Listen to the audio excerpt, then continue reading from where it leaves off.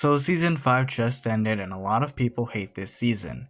From the pace to the writing to the long shots and killing off of characters. Season 5 has to be the most controversial season in the Stories of Sodor series. However, looking back at the series and watching it and rewatching it, it's given me some time to break down and process what we were just shown. And after watching it and rewatching it, comparing it to other seasons of the Stories of Sodor, I've come to the conclusion that season 5 is just overhated. Let me explain.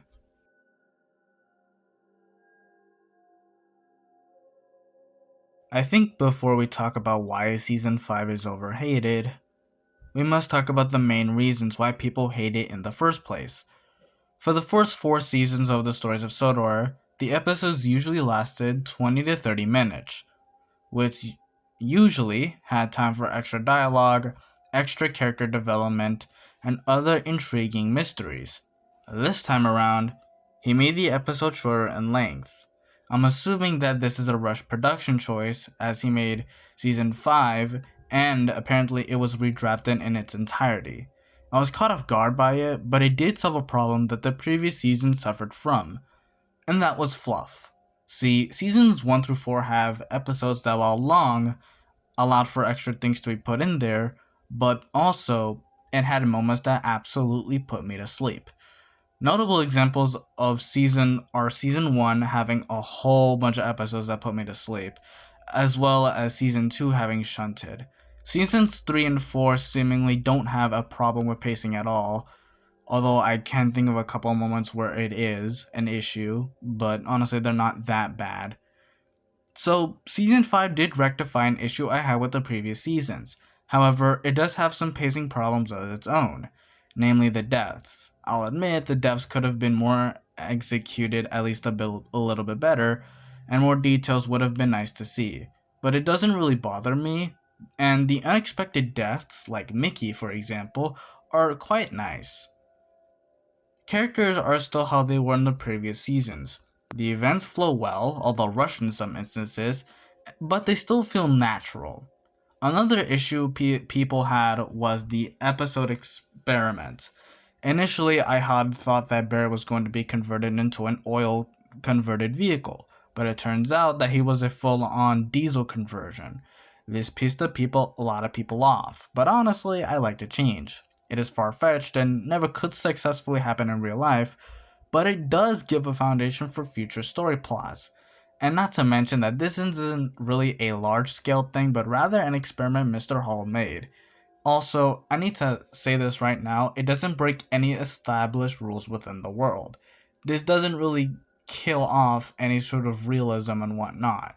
Yes, it's nothing like how Victor described SDC would be, but this, at the same time, it doesn't really break the series.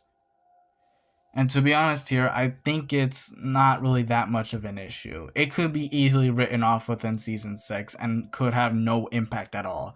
I think people are just over exaggerating the amount of the sort of impact SDC will actually have on the Stories of Sodor series, because it can easily just be written out with a simple line of dialogue or maybe an entire story as to why SDC even wouldn't work.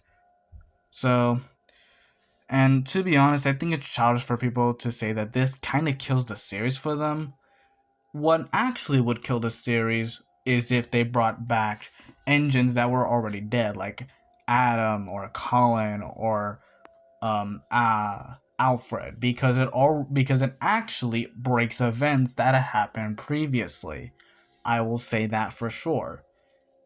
And no, Arthur is a very, very special sort of exception to the rule, because he's not exactly the same Arthur as the one in season 1, I would say.